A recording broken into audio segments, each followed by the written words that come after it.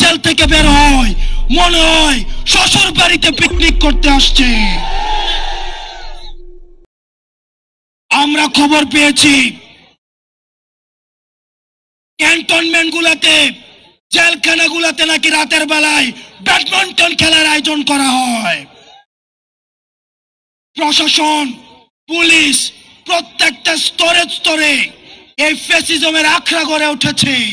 প্রত্যেকটি জায়গা থেকে ফ্যাসিবাদকে উৎখাত করতে হবে। প্রিয় সহযোদ্ধা, আপনারা জানেন ৭১কে পুঁজি করে আওয়ামী লীগ গত ১৬টা বছর শত মায়ের বুক খালি করেছে, শত স্ত্রীকে বিধবা করেছে, শত সন্তানকে এতিম করেছে, শত মাকে সন্তান হারা করেছে। এই ৭১কে পুঁজি করে যারা এই ৭১কে আওয়ামী লীগীকরণ করেছে তাদেরকে বিচারের আওতায় আনতে হবে। প্রিয় সহযোদ্ধা, ৭১কে পুঁজি করে যাদের ইজ্জত লুণ্ঠন করা হয়েছে, যাদেরকে ফাঁসিতে ঝুলানো হয়েছে, যেই ফ্যামিলিগুলোকে মানুষের সামনে লজ্জিত করা হয়েছে, সেই ফ্যামিলিগুলোর ইজ্জত ফিরিয়ে দিতে হবে। প্রিয় সহযোদ্ধা, আপনারা দেখেছেন প্রশ্নবিদ্ধ এক বিচারের মধ্য দিয়ে আমাদের দেশের উল্লেখযোগ্য আলেমদেরকে ফাঁসিতে ঝুলিয়ে হত্যা করা হয়েছে। আমরা এই বিচার নিশ্চিত না করা পর্যন্ত দুনিয়ার কোন শক্তি নাই আমাদেরকে রাজপথ থেকে উৎখাত করবে।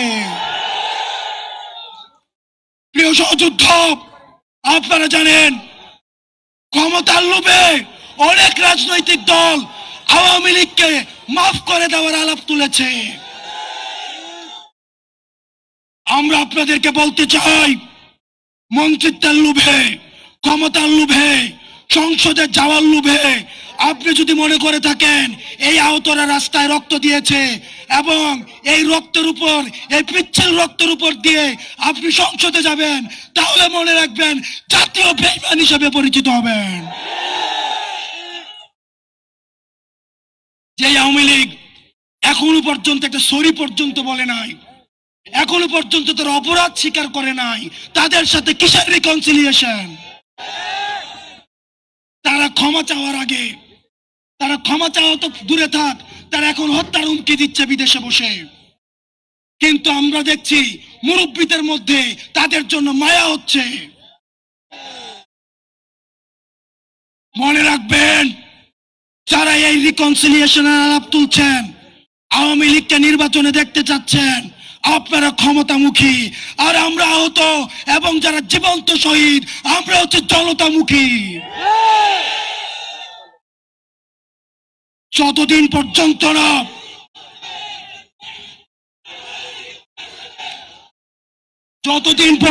না আওয়ামী লীগের বিচার নিশ্চিত হবে, ততদিন পর্যন্ত আগে বিচারের প্রশ্ন। আমি মুরব্বীদেরকে বলতে চাই, রাজনীতিবিদ আছেন, যারা রাজনীতি করছেন, আপনারা ক্ষমতায় যাবেন, গণতন্ত্র প্রতিষ্ঠিত হবে, ভোটাধিকার প্রতিষ্ঠিত, কিন্তু আওয়ামী লীগের বিচার নিশ্চিতের পূর্বে তাদেরকে যদি আপনারা রাজনীতির ময়দান ফিরিয়ে হলে এই আহতদের রক্তের উপরে পাড়া দিয়ে আপনারা তাদেরকে মাঠে আনতে হবে।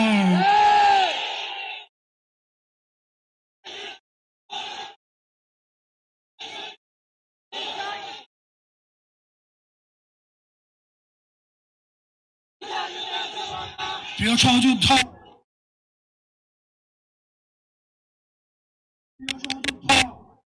আপনারা জানেন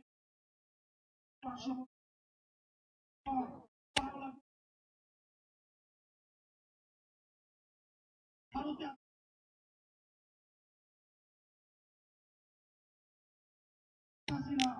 ভারতের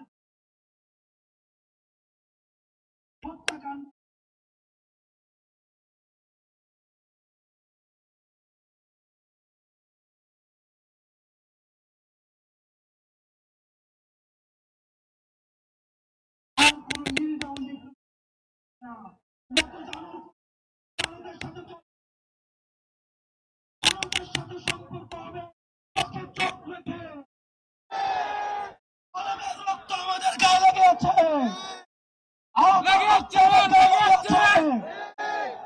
আমার ভাই ইলিয়াস ঘুমিয়েছে, তাদের দুঃখ স্মৃতি আমাদের মনে আছে।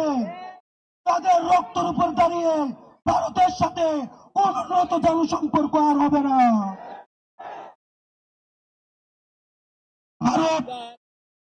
ভারতের সাথে আমাদের সম্পর্ক হবে ন্যায্যতার ভিত্তিতে, আমাদের ঈর্ষার ভিত্তিতে।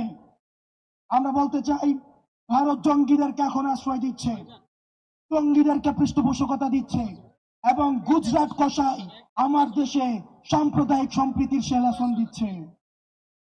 আমরা গুজরাট কসাইকে বলতে চাই, আমার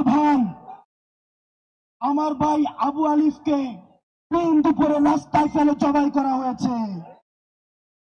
জবাই করার পরেও আমাদের বাংলাদেশে আলেম সমাজ আমরা ধৈর্যের পরিচয় দিয়েছি। এটি হচ্ছে গণ অভ্যুত্থানের শক্তি। আমরা ভারতের কোন ষড়যন্ত্রে আমরা পাড়া দেই নাই। ভারত চেয়েছিল আমাদের যারা বন্ধু হিন্দু ভাই, আমাদের যারা সংখ্যালঘু রয়েছে তাদের সাথে আমরা সংঘর্ষে জড়াই, কিন্তু আমরা ভারতের কোন ষড়যন্ত্রে আমরা পা দেই না। বাংলাদেশে সংখ্যালঘু তারাই যারা বাংলাদেশের বিপক্ষে। আমার কোন হিন্দু ভাই সংখ্যালঘু না, আমার কোন বৌদ্ধ ভাই সংখ্যালঘু না, আমার কোন বাঙালি ভাই সংখ্যালঘু না। বাংলাদেশের বিপক্ষে যারা, তারাই হচ্ছে সংখ্যালঘু। সুতরাং সর্বশেষ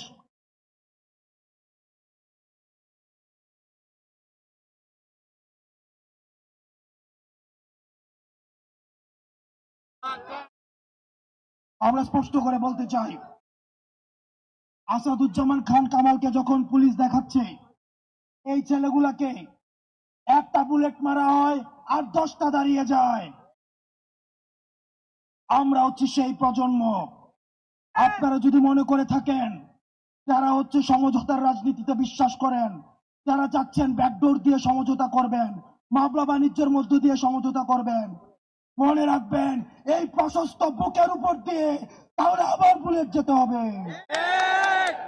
আর কোন বাংলাদেশে সমঝোতার রাজনীতি নয়, আর কোন গুম নয়, আর কোন হত্যা নয়, আর কোন ফ্যাসিবাদের উত্থান নয়। যেখানে ফ্যাসিবাদের উত্থান হবে সেখানেই আমরা একসাথে লড়ব। ওই আপোষ না রাজপথ, দালালি না রাজপথ, দালালি না রাজপথ, দালালি না রাজপথ, আপোষ না সংগ্রাম, আপোষ না সংগ্রাম, দালালি না রাজপথ, মাতৃভূমি অথবা মৃত্যু। আসসালামু আলাইকুম ওয়া রাহমাতুল্লাহ।